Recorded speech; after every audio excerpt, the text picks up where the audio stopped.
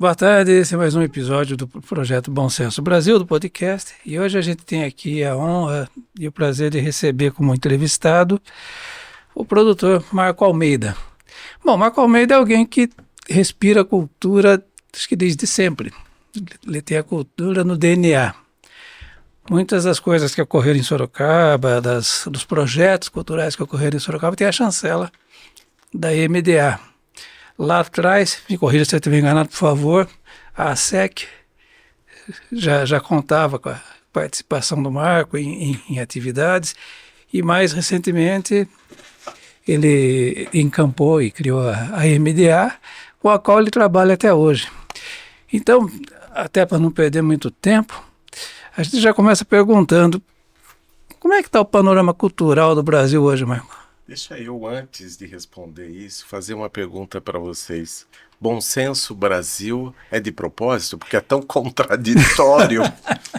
Porque o Brasil não tem praticamente nada de bom senso. Mas é justamente isso. É um projeto de 30 anos em que nós vamos começar passo a passo a trazer bom senso para o Brasil.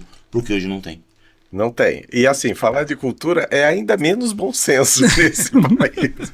Um país cheio de cultura, atenção, hein? Sim, sim. Mas que não produz. Então, que eu não... vou até dando uma... Nessa linha que você está colocando, tá? O Brasil tem um tremendo potencial cultural, tá? O Brasil tem público, mas o Brasil não deslancha com condições. Vejamos hoje que nós tivemos aí o caso de um Oscar que veio para uma produção brasileira. Mas nós tivemos outros filmes, outras produções. Tivemos a Tropa de Elite, que ficou muito famoso.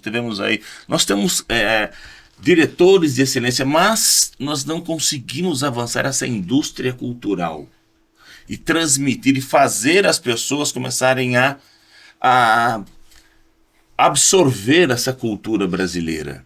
O que está faltando? Como nós conseguimos mudar isso? O que nós precisamos começar a fazer? Políticos decentes. Não é nem política. É políticos decentes. Porque, na verdade, cada vez mais nós temos elementos rasos, tiktokers e coisas do gênero, que, obviamente, para ser isso e para fazer as coisas do jeito que elas são feitas, são pessoas praticamente...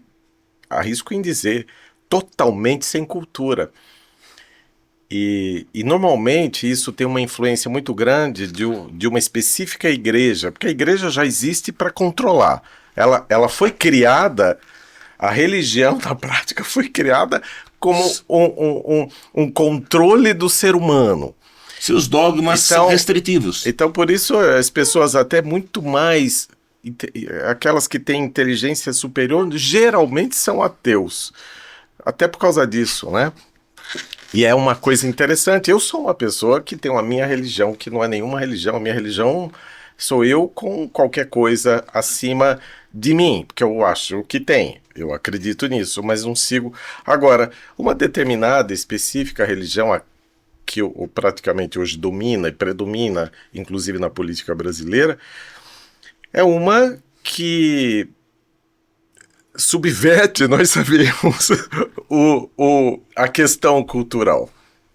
E é uma que prefere, é uma religião que prefere manter as pessoas sob o manto dela, sob o manto raso.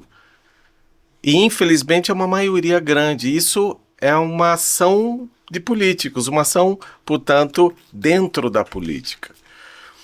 Quando a gente pensa, eu sou que morei na Europa há 15 anos, eu sou músico clássico de origem, e, portanto, toda a minha formação cultural, ela é, de alguma forma, olhando o mundo europeu. Eu não olhava o mundo brasileiro. Eu não sabia exatamente o quão rico e intenso é a cultura brasileira, aquela genuína, porque eu não fui criado dessa maneira. Assim como tantas outras e milhares de outras pessoas. E ainda para fortalecer isso em mim, eu fui morar justamente numa cultura onde, de alguma forma, eu tinha sido criado culturalmente falando.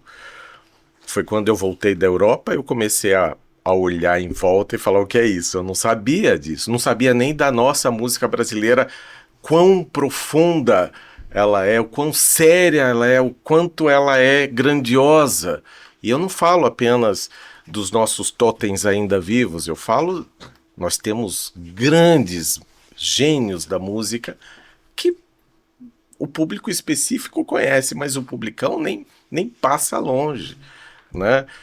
Então, eu acho que isso é política, falta de bons políticos, porque eu acho que aqui em Sorocaba mesmo, quando eu voltei da Europa, teve o Renato Amari, que todo mundo pode ter crítica de A, de B, de C, e isso faz parte do jogo, porque ninguém é perfeito, mas ainda o Renato era um tipo de político que eu posso confirmar para você, que não sabia, não entendia, mas abria a cabeça. Não era obtuso, não era... não olhava nada com a soberba de um ser superior ou ungido por um suposto qualquer Deus. Tinha pé no chão, então ele abriu as portas. Sorocaba era uma terra deserta cá entre nós, quando eu voltei. E eu voltei, eu tinha acabado de fazer um curso de produção cultural em Paris, porque naquele momento, obviamente, eu ia ficar na Europa. Foi uma consequência que me fez voltar, coisas de doenças dos meus pais, por acaso, no mesmo ano, os dois. E eu vim e fui ficando, e durante a permanência, que era a princípio temporária, eu fui ver que Sorocaba era inacreditável, não tinha nada. E eu estava acostumado com uma outra coisa. Ter em abundância. Então eu falei, eu tenho que fazer alguma coisa, e comecei e criei o projeto Até. Porém, eu vou fazer vou fazer uma correção para você. Eu nunca tive nada com a SEC, porque a SEC foi criada e desenvolvida durante meu período na Europa. Mas todo o meu trabalho sempre foi pioneiro nessa cidade, porque muito antes da SEC eu criei o Censo. Sim, o Centro Musical de Sorocaba. Eu tinha 18 anos de idade, não tinha a mínima ideia do que eu estava fazendo. Mas também ali, em Sorocaba, portanto era anos 80, não acontecia absolutamente nada. A gente se reuniu em um grupo de 3 pessoas, eu e 2 amigas mais velhas do que eu da sociedade sorocabana, amantes da música, e vamos fazer alguma coisa, vamos fazer, e criamos isso. Meu pai era o contador, inclusive, era uma coisa extremamente caseira. A gente tinha Luizinho Marins como o nosso mantenedor e apoiador mais importante, aquele que falou, não, isso precisa existir, isso é uma coisa fundamental, que corajosos vocês, e fizemos, durou 6 anos isso daí. E no primeiro ano, eu sou pianista, só trouxemos pianistas. Só que os maiores, trouxemos os maiores para Sorocaba. E então eu sou pioneiro. Depois disso aqui veio a SEC. Então o Censo foi a primeira associação cultural que Sorocaba teve, depois entrou a SEC, daí foi criada a Fundec.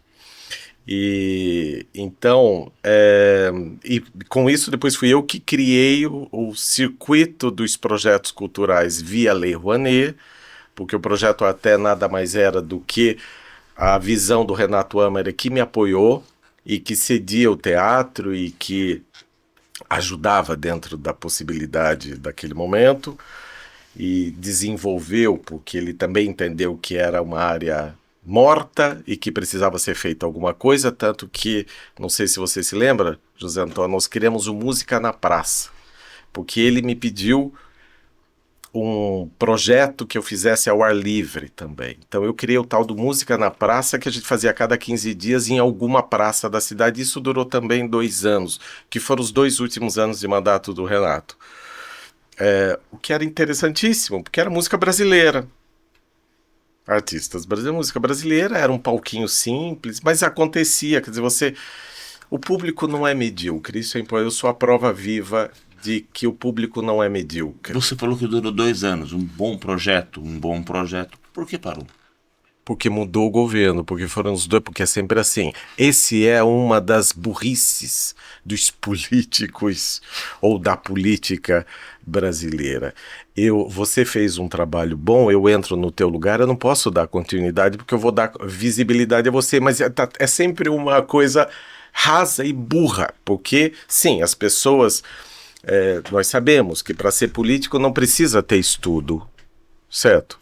Assim, e muitas vezes a pessoa até pode ter o estudo, mas ela é incompetente do mesmo jeito, né? Nós sabemos que para você ser, eu acho inacreditável isso, quando eu penso que nós temos na cidade um dentista como secretário de cultura. Eu mesmo pergunto várias vezes se eu, como produtor cultural, você iria no meu escritório para eu cuidar dos teus dentes. Eu me questiono isso, não é? Não é uma coisa... assim, então qualquer um pode assumir qualquer coisa dentro da política, sem ser do meio, sem ser preparado, sem ter visão crítica, sem ter visão da realidade, e fica uma coisa...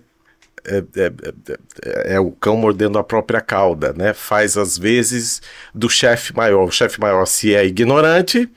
a ignorância só é desenvolvida, né? E isso é uma burrice tão gigante, porque você retrai o mercado cultural de produção e um mercado riquíssimo. Os Estados Unidos têm uma indústria de cultura. A Europa também tem. A Europa também tem. E tem uma coisa, o Brasil, eu vou falar pela primeira vez... digamos em público, mas as pessoas mais íntimas minhas sabem. Bom, eu vou cuspir no prato que eu como, porque eu vou falar mal da Lei Rouanet. A Lei Rouanet não daquele modo em que os fascistas falam mal, porque, obviamente, pelo fato deles serem fascistas, eles estão sempre errados e sempre rasos e sempre são bárbaros, né, no sentido medieval mesmo da palavra. Mas não poderia ser a empresa a patrocinar. Tem que ser o Estado a patrocinar. Eu não posso conceber mais, nos dias de hoje, e cada vez mais a Lei Rouanet vai para esse processo, de que o patrocínio é pessoal. E é um projeto que normalmente a empresa, hoje, cada vez mais está assim, ela faz para ela. Ela não faz e diz que é para a sociedade, mas não é. Porque do momento que uma empresa onde não tem ninguém do ambiente cultural, onde ela apenas contrata uma empresa da cultura, ou que tem um CNPJ de cultura, não quer dizer que a pessoa seja da cultura. Eu mesmo conheço milhares de proprietários de empresas com CNPJs de cultura, mas que são advogados, são marqueteiros, sobretudo, né? Isso faz uma enorme diferença. E eu não posso admitir mais isso. Eu ainda, quando eu comecei a trabalhar com a Lei Rouanet, as empresas entendiam o processo da Lei Rouanet como uma ação de cultura para todos, de verdade. Aí a coisa começou a mudar, inevitavelmente, porque foram descobrindo o ouro, porque a Lei Rouanet é uma vantagem para as empresas. E começaram a usar, como todas as empresas fazem, para o bem próprio. O bem próprio existe do mesmo jeito, porque ela está descontando imposto de renda. Como isso é um desconto de imposto de renda, portanto é um dinheiro público, é o governo que deveria repassar esse dinheiro para os projetos aprovados, ponto e basta. Como é na Europa. Na Europa é assim. Nós temos alguns vândalos na política brasileira que adoram elogiar os Estados Unidos e adoram atacar o setor cultural. Bom, os Estados Unidos, como você bem falou, é um exemplo diferente da Europa e também diferente do Brasil, de como os americanos investem em cultura. Tem primeiro de tudo, muita doação. Praticamente toda grande cidade, ou cidade importante, o teatro da cidade, a biblioteca da cidade, o auditório da cidade, foi construído por alguma grande família. Claro que nisso tem uma vantagem, um desconto de imposto, ou alguma benfeitoria que retorna para... Mas existe... Em prol da sociedade. Existe isso daí, então sempre tem lá o auditório da família X, o teatro da família Y, que é aberto a todos. Isso, para eles, até sempre foi um status. Você dá dinheiro para a cultura. Então, a gente vive num limbo que não temos nem A, nem B, nem C, nem D. E eu sou que tenho que trabalhar com editais. Agora mesmo eu estava preparando um outro edital, que é o que vive o Brasil hoje, mas eu sou também totalmente contra os editais. Os editais, eles terceirizam, os governos no geral, terceirizam a atividade cultural para o produtor, para o artista, mas eles não conseguem entender que não é esse o caminho. E atenção, quem cria os editais, quem domina os editais em todas as áreas de instituições públicas e privadas, são pessoas coroadas, com muito pós em A, em B, em C, mas para mim o que faz a diferença é se você teve um pedigree de cultura. Eu conheço tantas pessoas que não têm cabeças coroadas, mas que sempre teve o pedigree na cultura. E aí essa é a diferença, né? Porque você estuda tanto matemática, depois você vai dominar um Instituto Cultural XY, né? Eu não sei, né? Eu não sei. Se você nunca frequentou e se você nunca olhou para a cultura, isso faz uma enorme diferença, na minha opinião. Mas os editais, eles não constroem o que é a cultura brasileira. Eles não... Nenhum. Não constrói o que é a necessidade do circuito cultural. Então, você hoje ganha um edital, eu acabei de ganhar um edital, ok, ótimo. Mas e depois? Será que amanhã eu vou ganhar o outro edital? Será que depois de amanhã o artista A, o artista B vão ganhar, vão poder continuar dando vazão? Porque se não ganhar o edital, você não tem como se apresentar, por exemplo. Porque o público hoje é um público raso, sem desmerecer o valor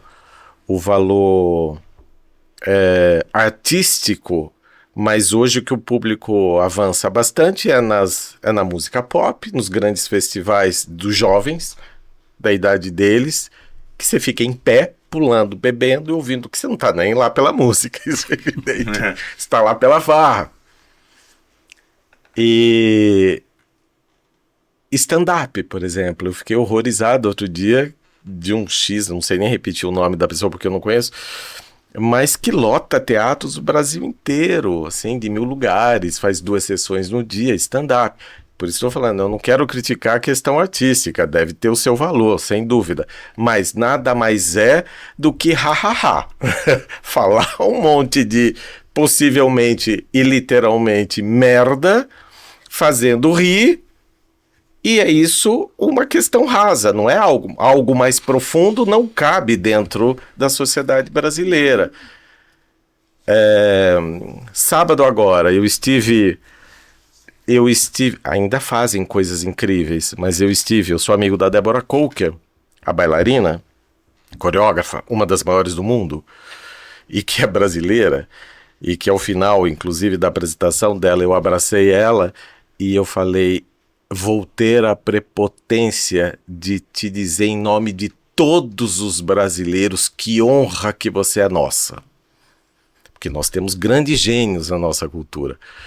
Mas a Deborah Coker lota, no geral, onde ela se apresenta, mas é dança, né? Então dança já tem uma tendência e ela tem um nome relevante. Mas eles fizeram uma apresentação em São Paulo com a orquestra ao vivo, que era o ZESP. Fizeram uma mega produção. Incrível, que o Brasil inteiro deveria ver e possivelmente vão ver em novembro no Pacaembu, vão fazer, muito possivelmente, essa apresentação aberta a todo mundo, porque é tão extraordinário o que foi feito, então você vê que cabe tudo, cabe stand-up, cabe os festivais pop, e mas você precisa ter recursos, você precisa ter uma ação política. Tudo que aconteceu em Sorocaba aconteceu porque eu quis. Porque eu tenho a visão do que é cultural e não mercadológico. Eu nunca trouxe o artista porque ele está na onda. Eu sempre trouxe o artista para que as pessoas conheçam o valor daquele artista, daquela música ou daquela arte que o artista faz. E criei um público. Uma coisa, você está falando aí do público. Aí eu vou fazer uma pergunta, tá? O que eu vejo nos Estados Unidos é assim que desde cedo nas escolas públicas eles trabalham essa parte cultural. Sim. Eles fazem trabalhos, né, de teatro, de apresentações. Não falta isso um pouco no Brasil para começar a desenvolver desde cedo esse sentimento cultural? Um pouco você está sendo super gentil. Um pouco? Um pouco, assim. E nós somos... O ser humano é, no geral, muito propício às artes. Todo ser humano tem algum talento artístico. Isso é inerente ao ser humano. Ele pode cantar bem, ele pode dançar bem, ele pode representar bem, ele pode qualquer coisa. Né? Nós somos um poço natural de talentos. Quem vai ter mais, quem vai ter menos, quem vai ter para um lado, quem vai ter para o outro, mas somos todos. Isso no mundo inteiro. Então, eu ainda peguei aula de música na escola pública. Eu estudava no Berrenbach aqui em Santa Rosália e eu peguei aula de música. Eu me lembro quando eu era criancinha, sei lá, 7, 8 anos. Depois não teve mais. O que aconteceu historicamente, eu não sei, mas tendencialmente, muito possivelmente por causa de ditadura que entrou, possivelmente deve ter sido isso, não sei, não posso jurar, porque essa é uma questão que eu não fui verificar. Mas sim, precisa. E é uma coisa que cada vez mais me parece o público no geral brasileiro, aquele público, por isso que nós temos esses políticos de TikTok. Raso. Coisa de 30 segundos e para rir. E não para levar a sério qualquer problema. Coisa que tem que ser levada a sério. Assim como a cultura. Eu, apesar de colegas meus, amigos meus serem muito... mais, como é que eu posso dizer, abertos à discussão do que é cultura e entretenimento, eu não sou. Eu acho que, inevitavelmente, a cultura é sempre o entretenimento. Para mim eu imagino que seja, porque entretenimento eu entendo que te entretém, que você gosta, que você, enfim, está curtindo, em outras palavras. Agora, o entretenimento oficial não quer dizer que seja cultura. A cultura é entretenimento. Não é a mesma. A recíproca não é a mesma. Muitos colegas meus, pessoas, inclusive para as quais eu tenho grande respeito, dizem que sim, que a cultura tem que ser chamada de entretenimento ao mesmo nível do entretenimento. Eu não acho. E acho, talvez pelo fato de eu ser músico clássico, eu não tenho nenhum medo de uma sinfonia que dura meia hora para eu ouvir em um teatro. Não pode ter. Né? Você não pode ter medo de entrar no museu, seja ele qual for. E tem funções o museu, tem funções essa necessidade de você, ou sobretudo hoje, você desligar o celular. E eu, como sou uma pessoa, como vocês já devem ter percebido, um pouco impaciente em relação a algumas regras, eu no teatro, se está alguém na minha frente filmando durante o concerto ou durante uma apresentação, o artista sentado, sobretudo no concerto de música clássica, eu reclamo, eu chamo atenção, mando desligar. Desliga na hora constrangida a pessoa, mas eu mando, porque você tem que se desligar desse maldito aparelho hoje. Você tá lá para ver ao vivo, você não vai filmar para aquilo para depois ver tela depois. Qual é o sentido? Você está pagando? Porque você pagou. Né? Assim, é impressionante. A Sala São Paulo, em São Paulo, evidentemente, eles estão cuidando muito disso. E é incrível que eles têm que ficar com vários, sei lá como eles chamam, monitores dentro da sala com um coisinho de laser, e a hora que alguém levanta, a pessoa vê de longe e aponta para você. É surreal. Aí a pessoa vê lá, viu? É surreal você ter que fazer desintegrar isso. você. É surreal, a gente virou uma coisa sem sentido. Por isso que eu falei, o bom senso Brasil. Né? Mas é justamente essa Ideia. a chamada. Porque Trazer bom senso. é uma coisa, é contraditório no Brasil você saber que nós temos provavelmente a cultura mais rica e diversa do mundo inteiro, porque o Brasil é continental, a cultura do Nordeste, já dentro do próprio Nordeste, ela é Tem diferente. diferenças. Em relação ao Norte, que é do lado, é extremamente diferente. Em relação ao Sul, então mudou nem se tudo. fala. É outro né? país. Então, isso é de uma riqueza impressionante, e seja da comida, que isso é cultural, seja da música, seja das artes, seja do pensamento. Eu adoro ouvir os repentes do Nordeste. Adoro estar na praia no Nordeste e chegam aqueles caras, você paga para eles fazerem um repente. A capacidade criativa deles, a capacidade como eu posso dizer, de serem poéticos, improvisando. Isso é um talento, sim, eu mataria para ter, por exemplo. Adoraria, né? Pergunta para finalizar essa entrevista, que depois nós temos mais, respeitando aí o tempo do entrevistado. Projeto aí de 30 anos. Vamos mudar esse Brasil, vamos trazer bom senso, nós vamos trazer o Brasil a um país desenvolvido. Esse é o objetivo. Entendi. O que nós precisamos fazer agora? Agora estou pegando uma consultoria com o Marcos. Na questão da cultura. Na cultura, o que nós precisamos fazer para começar a trabalhar a cultura brasileira? Os primeiros passos para que daqui a 30 anos a gente veja o Brasil, não mais um Brasil raso, mas um Brasil culturalmente desenvolvido. Porque você não tem desenvolvimento econômico sem desenvolvimento cultural. Teoricamente você não tem, mas você tem que explicar isso para Faria Lima e companhia. Porque eles não estão nem aí. Nós sabemos, nem aí. Né? Eu acho que tem que retirar todo mundo. Nós temos grandes pensadores no Brasil, grandes, enormes. Nenhum deles tem um lugar de decisão nesse país. De decisão política, mesmo porque são tão inteligentes que não dá para entrar nesse mundinho vagabundo e baixo que é a política brasileira. Mas nós temos grandes pensadores, nós temos grandes personalidades que poderiam repensar tudo isso. Algumas até já estiveram em momentos, em lugares de destaque, mas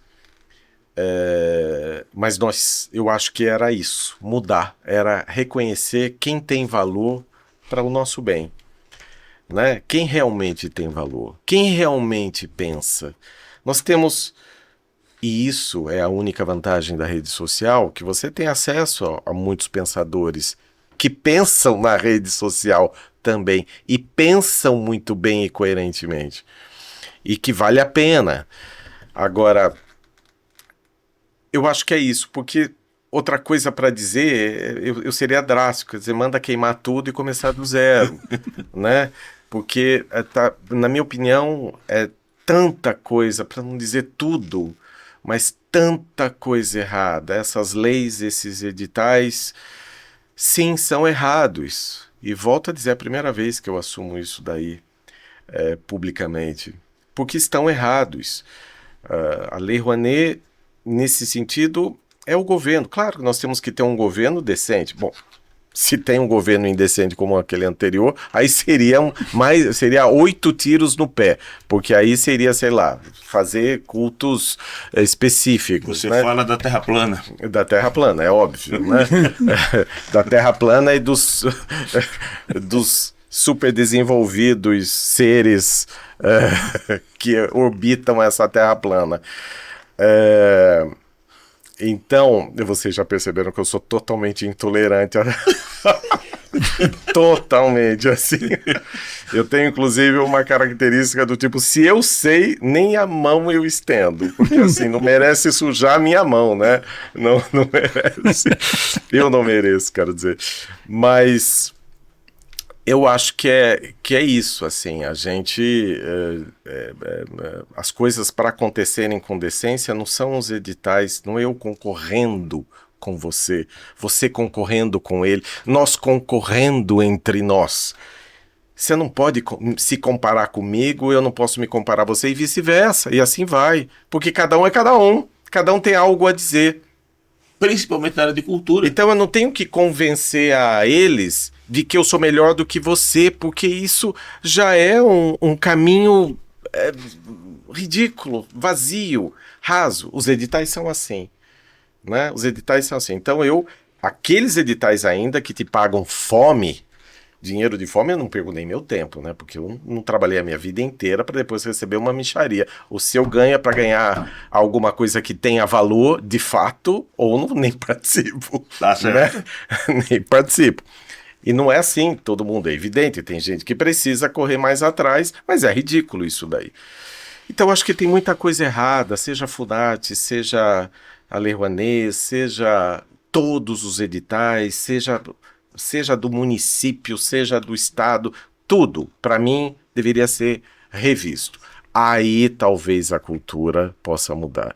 Existe uma preocupação enorme com a inclusão, que eu acho justo e acho legal, acho necessário. Eu mesmo tive uma aula de inclusão, que a princípio eu não entendia essa inclusão, até que eu recebi essa aula, e levei um baita tapa na cara, no bom sentido, assim, para me fazer perceber o quanto a inclusão era necessário. Agora não abro mão também disso, uma vez que eu aprendi o valor disso.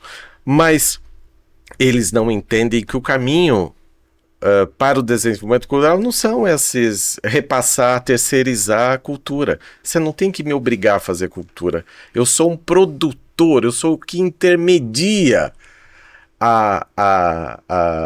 entre o dinheiro, o artista e o público. Sou eu. Sem uma pessoa como eu, essas coisas não acontecem, né? O dinheiro tem que vir de algum lugar, o artista tem que existir como eu posso dizer, se calcar em alguém, e aí é esse alguém que traz o público, inevitavelmente. Então o produtor tem essa força, né? Então, eu não posso ser eu terceirizado para fazer cultura. Quem tem que fazer a cultura, determinar a cultura é a política.